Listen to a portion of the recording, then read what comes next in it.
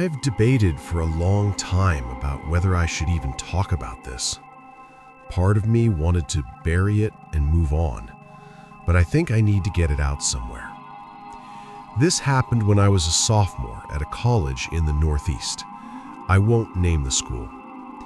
I was in a sorority, majoring in English, and I took my grades seriously because my plan was to apply to law school after graduation.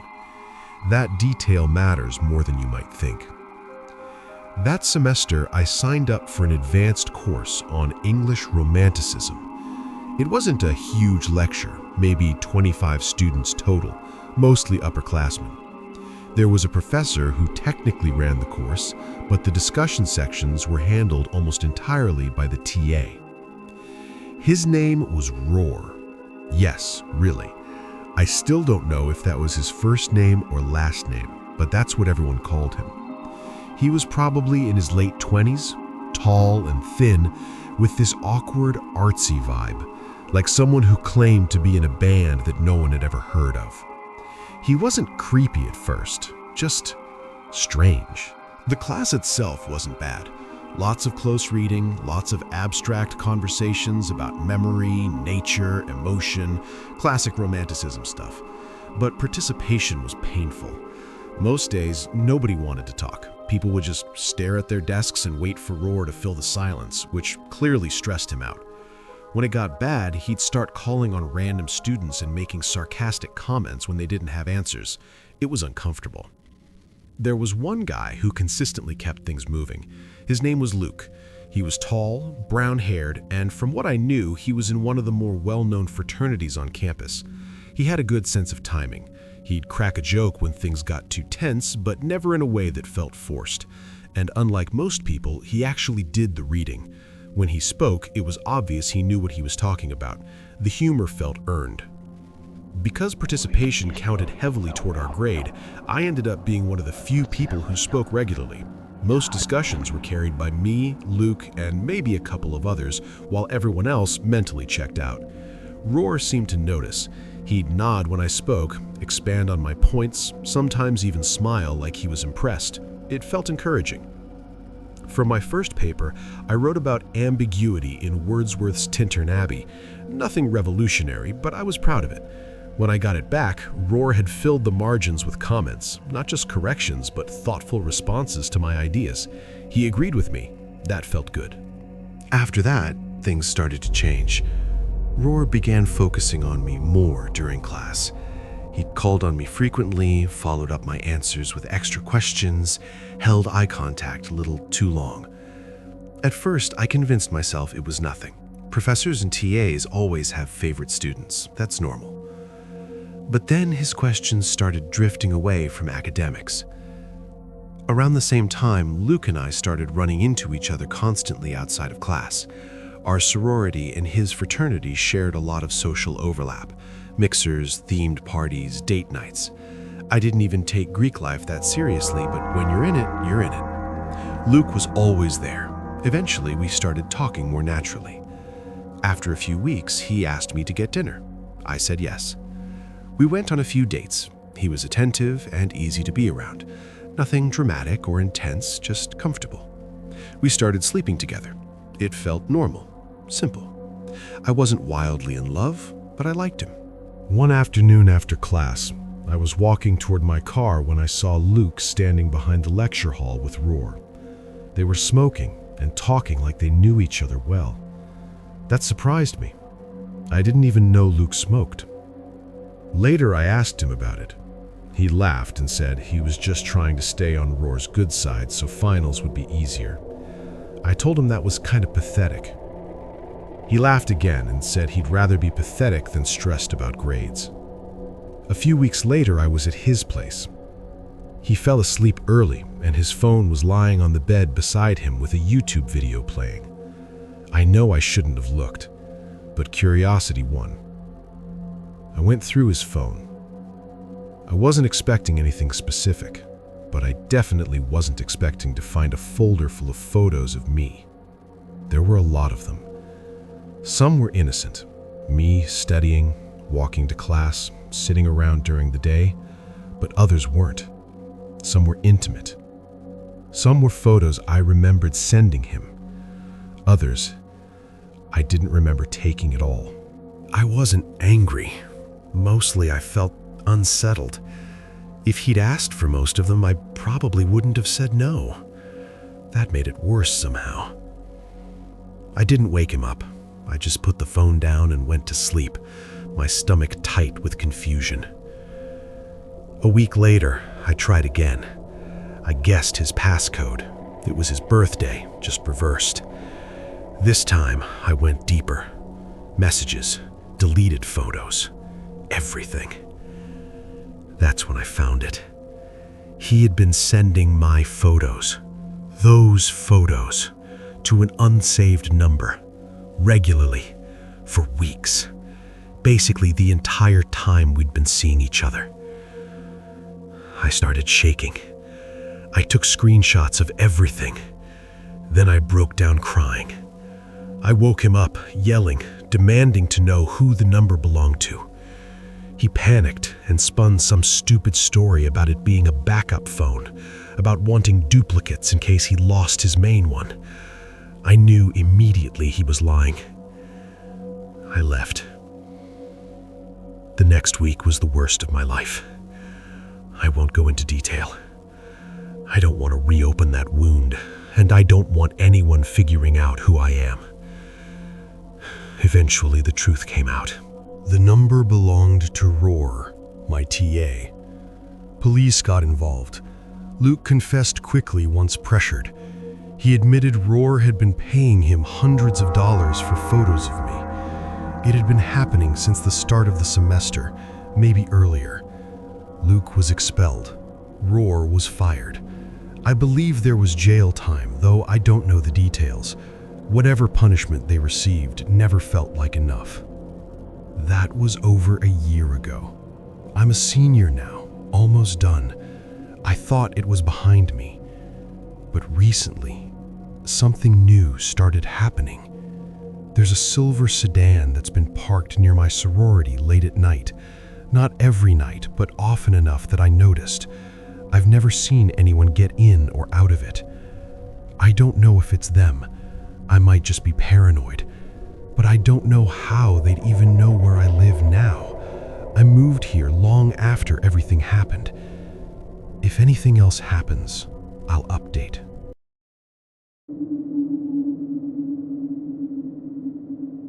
This happened about 2 weeks ago, and I'm still not completely past it. I've gone back and forth on whether I should even talk about it, but keeping it bottled up has been driving me crazy. My name's Mike. Most people call me Mikey. I'm 22, and I still live with my parents in Northern California. And before anyone gets the wrong idea, no, it's not the California people usually imagine.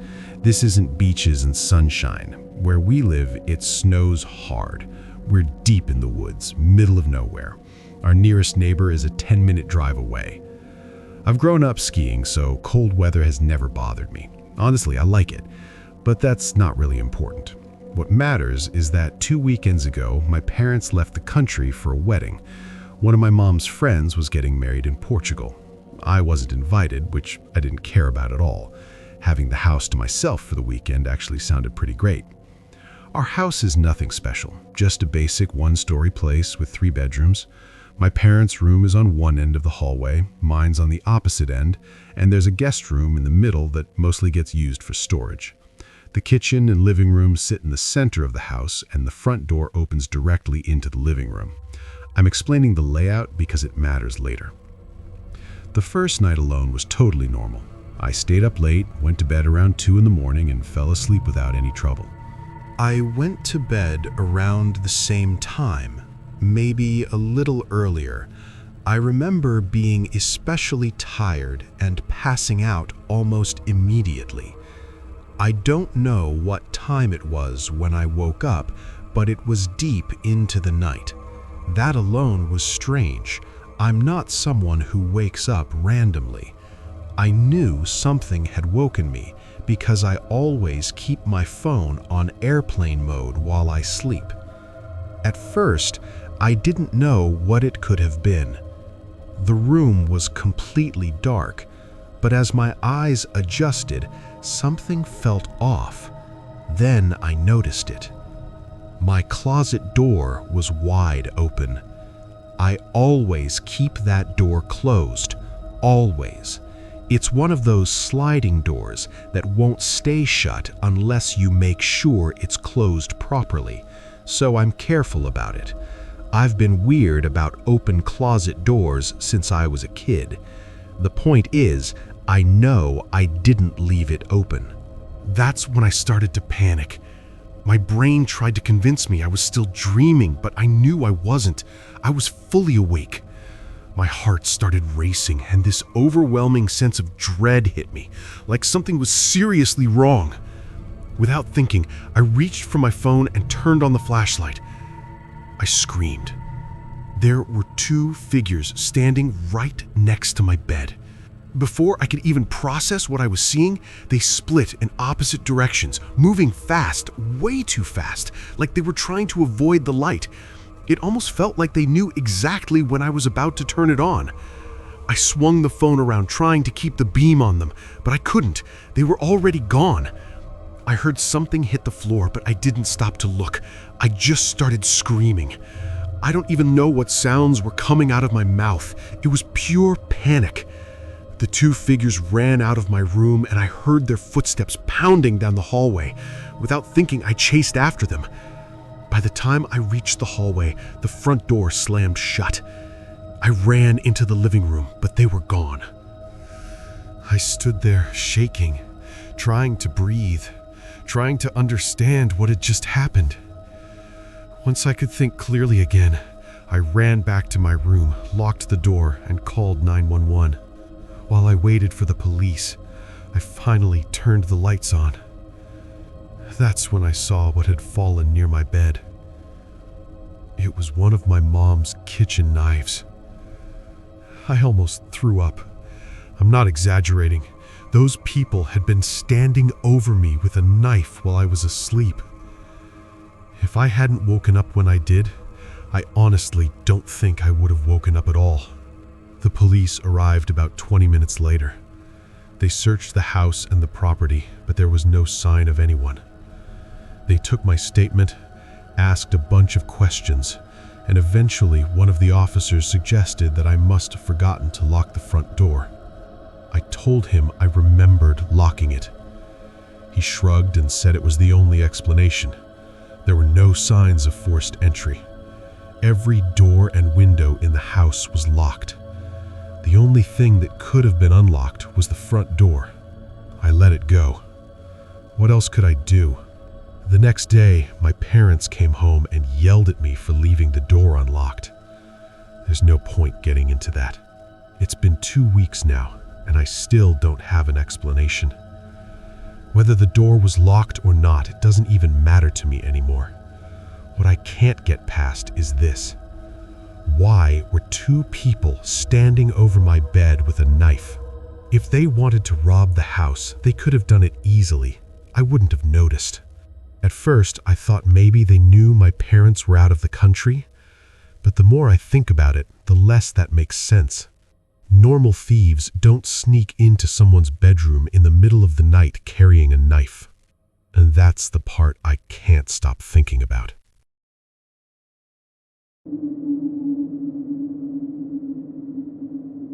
My name is Natasha, and this all started about 3 months ago, not long after I broke up with my ex, Tibet.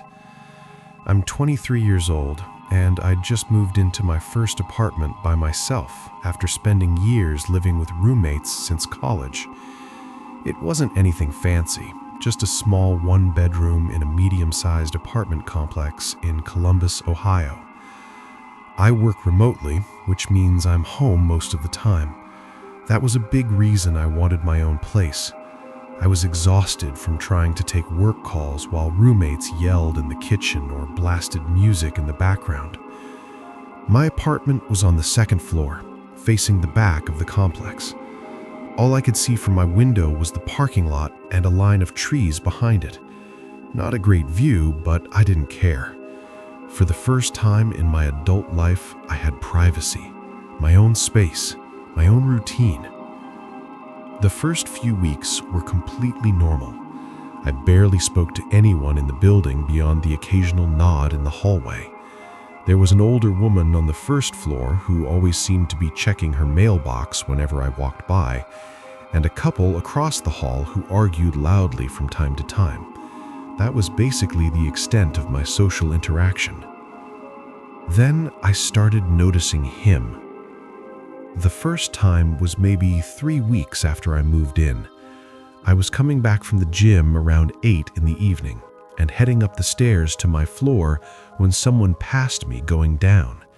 He was a white guy, probably late 30s or early 40s, average height, average build, wearing a gray hoodie. Nothing about him stood out. We did that awkward sidestep thing where both people try to move the same way. Then he brushed past me without saying a word. I didn't think much of it.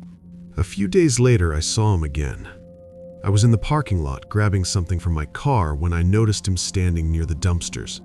He wasn't doing anything, just standing there.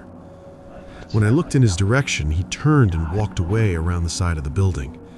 Again, it didn't seem that strange on its own, so I shrugged it off.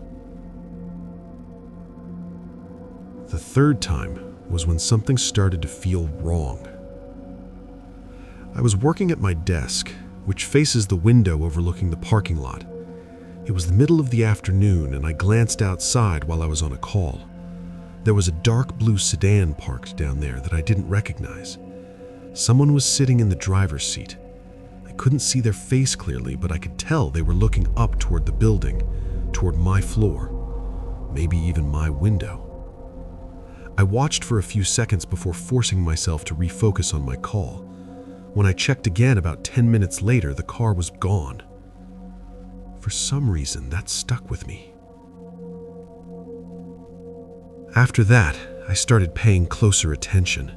And once I did, I kept noticing the same guy over and over. Not every single day, but often enough that it started to feel intentional. Sometimes he'd be walking through the parking lot. Other times he'd be sitting in that same blue car, which I eventually realized was his. Once I saw him standing near the stairwell to my building, staring down at his phone. He never openly stared at me, at least not that I caught, but it always felt like he positioned himself in places where he could see my apartment. I told myself I was being paranoid. The complex wasn't huge. If someone lived there and had a similar schedule, it made sense I'd run into them. And technically, he hadn't done anything wrong. He wasn't following me. He never spoke to me. He was just around. Then something happened that I couldn't explain away. I'm a creature of habit. I go to the same gym at the same time most days. Twice a week, I stop at the same Chipotle on the way home. It's about a 15-minute drive from my apartment in a completely different part of town. One night, I was sitting there alone, eating and scrolling on my phone. I looked up, and there he was.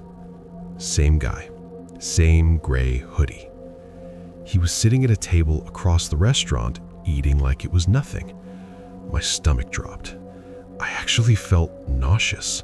There was no logical reason for him to be there. The gym I go to is nowhere near that location, and that Chipotle isn't on a busy road you just stumble onto.